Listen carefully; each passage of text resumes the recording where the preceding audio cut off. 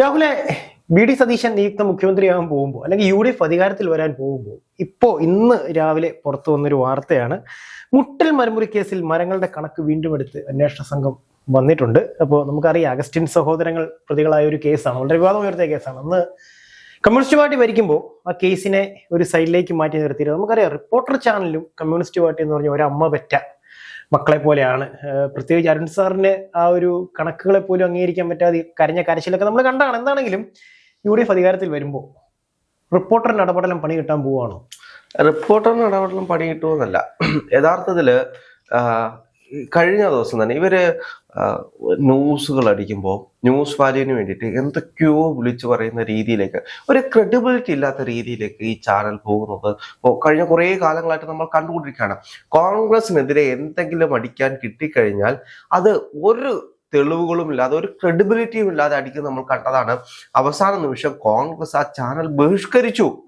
നിങ്ങൾ ആരും ആ ചാനൽ കാണരുത്, നിങ്ങൾ ആരും ആ ചാനലിന് ബൈറ്റ് പോലും കൊടുക്കരുത് എന്ന് പറയുന്ന രീതിയിലേക്ക് കോൺഗ്രസ് പാർട്ടി പോകുന്ന ഒരു സാഹചര്യം. റിപ്പോർട്ടർ കൈരളിയേക്കാൾ തരം താന്ന രീതിയിലേക്കാണ് പോകുന്നത് തോന്നുന്നത്. തീർച്ചയായിട്ടും അതായത് ഒരു പാർട്ടി സംവിധാനമാണ്. ആ പാർട്ടി സംവിധാനം ഇപ്പോൾ ഇവരെല്ലാം സാറ്റലൈറ്റ് മീഡിയാസ് ആണ്.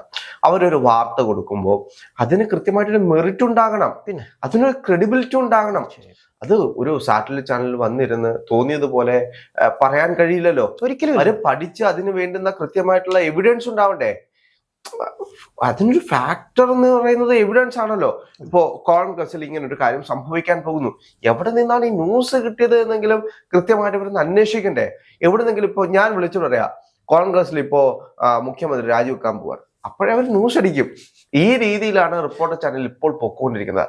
ഇന്നലെ രാവിലെ ഞാൻ ആദ്യം ഫോൺ എടുക്കുമ്പോൾ കാണുന്നത് അരുൺകുമാർ രാവിലെ തന്നെ രമേശ് ചെന്നിത്തല മുട്ടൻ കളിപ്പിൽ രമേശ് ചെന്നിത്തല രാജിവെക്കാൻ പോകുന്നു, രാജിക്കത്ത് എഴുതാൻ വേണ്ടിയിട്ട് പാർട്ടി ഓഫീസിൽ ഏൽപ്പിച്ചു, അദ്ദേഹത്തിന്റെ ഓഫീസിൽ ഏൽപ്പിച്ചു. ഇന്ന് ഉച്ചയോടുകൂടി പാർട്ടിയിൽ രാജി ഏൽപ്പിക്കും. രമേശ് ചെന്നിത്തല ഇനി മന്ത്രിസഭയുടെ കൂടെ ഗണത്തില ഹരിപ്പാട് MLA സ്ഥാനം രാജിവെക്കാൻ പോകുന്നു. ചുമ്മാ അങ്ങ് അടിക്കുക. ഉച്ച കഴിഞ്ഞപ്പോഴത്തേക്ക് അടുത്ത വാർത്ത, രമേശ് ചെന്നിത്തല അനുനയിപ്പിച്ചു, രമേശ് ചെന്നിത്തല പാർട്ടിയിൽ ഉണ്ടാവും, രമേശ് ചെന്നിത്തല ആഭ്യന്തരമന്ത്രി ആയേക്കും. കുറച്ച് കഴിഞ്ഞപ്പോഴത്തേക്കും രമേശ് ചെന്നിത്തലയ്ക്ക് ആഭ്യന്തരമന്ത്രി സ്ഥാനമില്ല. രമേശ് ചെന്നിത്തല വീണ്ടും അദ്ദേഹം വലിയ രീതിയിൽ വിമർശനങ്ങൾ ഉന്നയിക്കുന്നു. പാർട്ടി സംവിധാനത്തിൽ കലിപ്പിലാണ് അദ്ദേഹം കലിപ്പിലാണ്. അദ്ദേഹത്തിന്റെ മുഖഭാവം കണ്ടാൽ അറിയാം. ഇവര് ഈ മുഖഭാവം കണ്ട് എങ്ങനെയാണ് ഐഡന്റിഫൈ ചെയ്യുന്നത് എനിക്ക് ഇതുവരെ മനസ്സിലായി. ജ്യോതിഷം അറിയാവുന്ന മുഖലക്ഷണം അല്ല, കഴിഞ്ഞ ദിവസം തന്നെ ഇതിന് പ്രധാനപ്പെട്ട കാരണം, കഴിഞ്ഞ ദിവസം രമേശ് ചെന്നിത്തല ഗുരുവായൂർ ദർശനം കഴിഞ്ഞിട്ട് മാധ്യമങ്ങളെ ഫസ്റ്റ് കണ്ടു. ആ സമയത്ത് അദ്ദേഹം വി.ഡി. സതീശന് എല്ലാവിധ അനുഗ്രഹങ്ങളും നേടുന്നു.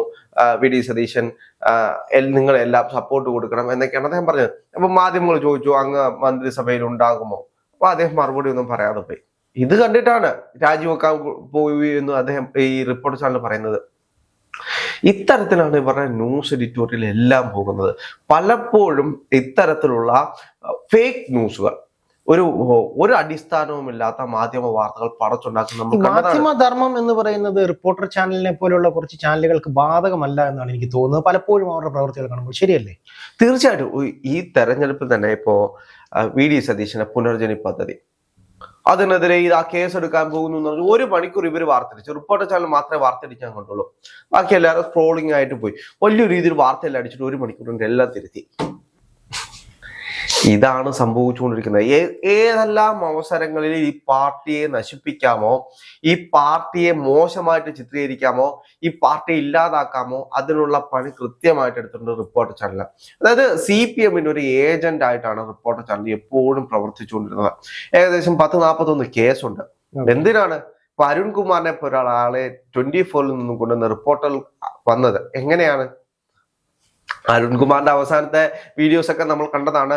ഒരു ലോറിയിൽ, ലോറിയിൽ ഇങ്ങനെ വരുന്നു, ചാടി ഇറങ്ങുന്നു, കയ്യിൽ മടക്കി കുത്തുന്നു, മുട്ടിൽ മരമുറി കേസിനെ പറ്റി വലിയ രീതിയിൽ വാചാലനായി സംസാരിക്കുന്നു. പിറ്റേ ദിവസം നമ്മൾ നോക്കുമ്പോ മുട്ടിൽ മരമുറി കേസോ, അതെന്ത് കേസ് എന്ന് പറഞ്ഞിട്ട് റിപ്പോർട്ടർ ചാനലിലിരിക്കുന്ന അരുൺകുമാർ ചാടി അത്രയും വില കൊടുത്തായിരിക്കാം ഒരു പക്ഷേ. ഈ തെരഞ്ഞെടുപ്പിൽ പോലും ഒരു നിമിഷം പോലും UDF അധികാരത്തിൽ വരുമെന്ന് ഇവർ പറഞ്ഞിട്ടില്ല. അധികാരത്തിൽ വരുമെന്ന് മാത്രമല്ല, വി.ഡി. സതീശൻ 100 എന്ന് പറയുമ്പോ ഇവരൊക്കെ വട്ടാണോ എന്ന് ചോദിക്കുന്ന രീതിയിൽ വരെ റിപ്പോർട്ടർ ചാനലിൽ പോയി. അതിനപ്പുറത്തേക്ക് നമ്മൾ ശ്രദ്ധിക്കണം മറ്റൊരു കാര്യം എന്ന് വെച്ച് കഴിഞ്ഞാല് അതില് സ്മൃതി ആറാടുകയായിരുന്നു ഈ തെരഞ്ഞെടുപ്പിൽ നമ്മൾ എടുത്തു വെച്ച് നോക്കി. ഞാൻ ഇടയ്ക്കിടയ്ക്ക് റിപ്പോർട്ട് ചാനൽ എടുത്തു വെച്ച് നോക്കും. ഇവരുടെ കരച്ചിലാണ്. അതായത് UDF ഒരു 100ലേക്ക് എത്തുമ്പോഴേക്കും ഇവരുടെ കരച്ചിൽ കാണാൻ വേണ്ടിയിട്ടേ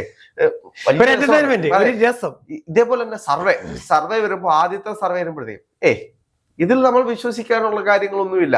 രണ്ടാമത്തെ സർവേ, മൂന്നാമത്തെ സർവേ, എല്ലാ സർവേയും UDF അനുകൂലമായപ്പോ ഇവര് പിന്നെ പറയുന്നത് നോക്കൂ LDF 69-70 സീറ്റ് വരെ വരാം. അപ്പോൾ കഴിഞ്ഞ പ്രാവശ്യം LDF പ്രവചിച്ചത് 80 സീറ്റാണ്, അത് 90ലേക്ക് പോയി. അപ്പോഴും ഇവര് പറയുന്നത് അങ്ങനൊന്നും ഇല്ല. അപ്പോൾ LDF 69 വരെ പ്രവചിക്കുന്നുണ്ട്. കഴിഞ്ഞ തവണ 80 പറഞ്ഞിട്ട് അവര് 99ലേക്ക് പോയി. അപ്പൊ ഇപ്രാവശ്യം 69 പറഞ്ഞു കഴിഞ്ഞാൽ അവർ 80ലേക്ക് പോകും. അപ്പോ UDF കുറഞ്ഞത് 69. നോക്ക്, UDF കുറഞ്ഞത് 69 സീറ്റേ കിട്ടത്തുള്ളൂ. ശരിക്കും പറഞ്ഞാൽ കോമാളി വേഷം കെട്ടായിരുന്നു സാർ ഇവര്. അതായത് ആൻഡ്രോ അഗസ്റ്റിനും പുള്ളിയും കൂടി ഇരുന്നിട്ട് അങ്ങ് പറയാണ്. ഞാൻ ഇപ്പുറത്തിരുന്നുണ്ട് ആൻഡ്രോ അഗസ്റ്റിൻ പറയും, അരുൺ സാറേ ഞാനിത് വിശ്വസിക്കുന്നില്ല ഒരിക്കലും. കമ്മ്യൂണിസ്റ്റ് പാർട്ടിയെ പോലൊരു പാർട്ടി 69 സീറ്റിലേക്കൊക്കെ പോകും എന്ന് പറഞ്ഞാൽ അരുൺ സാർ വിശ്വസിക്കുന്നുള്ളൂ. ഞാൻ വിശ്വസിക്കുന്നില്ല. അപ്പൊ രണ്ടുപേരും വിശ്വസിച്ചില്ല. പക്ഷെ 102 സീറ്റ് നേടി UDF അധികാരത്തിൽ വരുമ്പോ അദ്ദേഹത്തിന്റെ വിയർക്കുന്നത് നമ്മൾ കണ്ടതാണ്. വിയർത്തുരുകി എന്ത് പറയുന്നറിയാതെ ഇങ്ങനെ താടിക്ക് കൈ കൊടുത്തുന്ന റിപ്പോർട്ടർ ചാനലിൽ നമ്മൾ കണ്ടതാണ്.